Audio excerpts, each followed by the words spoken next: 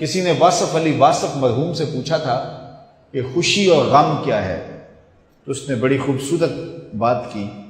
اس نے کہا اپنی مرضی اور اللہ کی مرضی میں فرق کا نام غم ہے. اللہ اکبر. اور اپنی مرضی کو اللہ کی مرضی میں فنا کر دینا، اس کو خوشی کہتے ہیں. جو اللہ چاہتا ہے ہوتا وہی ہے.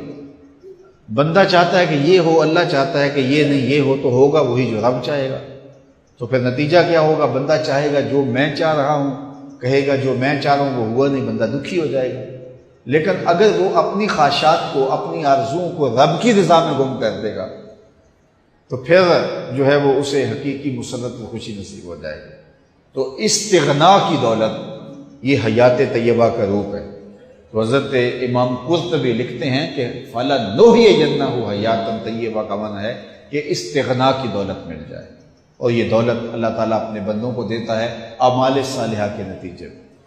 راوی کا کنارہ ہے، ایک فقیر ریت کے اوپر بیٹھا ہوا ہے. شاہ جہاں وہاں سے گزرا اور فقیر نے التفات نہیں کیا. بادشاہ کے ساتھ خدام تھے، زرق برق پوشاکوں میں ملبوس نوکر تھے، پورے شاہی تم تراک کے ساتھ جا رہا تھا. تو فقیر نے التفات ہی نہیں کیا، توجہ ہی نہیں دی. بادشاہ کے دل میں بڑی بات آئی. وہ آ گیا فقیر کے پاس، رک گیا اور کہا کہ ایک بات تو بتاؤ، زندگی کیسے گزر رہی ہے؟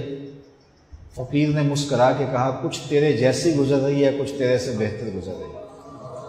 بادشاہ سمجھا کہ یہ مجھے پہچانتا نہیں ہے کہ میں کون ہوں، میری شخصیت کیا ہے. اسے کیا پتہ تخت و تاج کی زندگی کے کیا مزے ہیں، شاہی محلات کی آسودگیوں کا اسے کیا علم ہے. اس نے کہا مجھے جانتے ہو؟ کہا ہاں تم شاہ جہاں ہو، ہندوستان کے بادشاہ ہو. تو کہا پھر یہ بات کہہ دی، تمہیں نہیں پتا ہے کہ تخت و تاج کی زندگی کیا ہوتی ہے؟ آؤ میرے ساتھ چلو دہلی میں اور وہاں دیکھو کہ شاہی محل کے مزے کیا ہوتے ہیں. اللہ اکبر. اس نے کہا میرے لیے یہی بہتر ہے، تخت سکندری پہ وہ تھوکتے نہیں، بستر لگا ہے جن کا تیری گلی. ہارون الرشید گیا نا قبرستان کے قریب سے گزرا تو وہاں بہلول بیٹھا ہوا تھا. یہ مشہور مجاذیب میں سے ہے. مجذوب اس کو کہتے ہیں کہ تجلیات کے وفود سے جس کا شیشہ عقل ٹوٹ جائے، اس کو مجذوب کہتے ہیں. اور لوگ اسے پاگل کہتے ہیں، لیکن سادی کہتے ہیں سادیہ نزدیک رائے عاشقاں، خلق مجنو نندو مجنو عاقل. اصل میں تو عقل مند یہ ہیں. تو بہلول بیٹھا تھا قبرستان میں، تو ہارون الرشید گزرا تو بہلول نے توجہ نہ دی. تو ہارون الرشید نے چاہا کہ میں اس کو دکھاؤں کہ میں محل کیا ہوتے ہیں، تخت و تاج کیا ہوتے ہیں. اس نے دعوت دی، بہلول آؤ نا ذرا بغداد میں، شہر کی رونقیں دیکھو، محلات کی زندگی دیکھو. تو حضرت بہلول نے جو جواب دیا بڑا خوبصورت تھا. کہا شہر والے سارے ادھر آ رہے ہیں، میں شہر کیا لینے جاؤں؟ تم مجھے شہر بلا رہے ہو اور شہر والے سارے روز ادھر آ رہے ہیں، تم کندھوں پہ اٹھا کے روز انہیں ادھر لاتے ہو اور میں شہر چلا جاؤں. تو بادشاہ کی بولتی بند ہو گئی. تو کہا کہ بتاؤ یہ تم نے جو کہا کہ کچھ زندگی تمہارے جیسی گزر رہی ہے، کچھ تم سے بہتر گزر رہی ہے، یہ بات میری سمجھ میں نہیں آئی.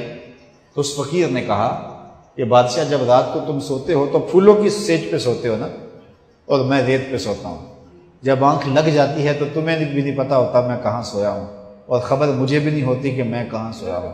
اس وقت تیری اور میری زندگی ایک جیسی گزر رہی ہوتی ہے.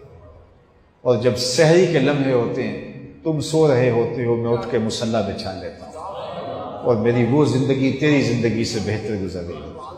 تو استغنا کی دولت اگر مل جائے فَلَنُحْيِيَنَّهُ حَيَاةً طَيِّبَةً، تو یہ ستھری اور پاکیزہ زندگی ہے.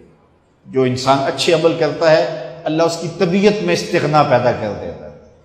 وہ للچائی ہوئی نظروں سے دنیا کو نہیں دیکھتا، اس کی نظر کے اندر ہرس کا پانی نہیں ہوتا، وہ خواہشات کا اسیر نہیں ہوتا، بلکہ اس کی زندگی طمانیت میں گزرتی ہے، وہ اللہ کی تقسیم پہ راضی ہو جاتا ہے.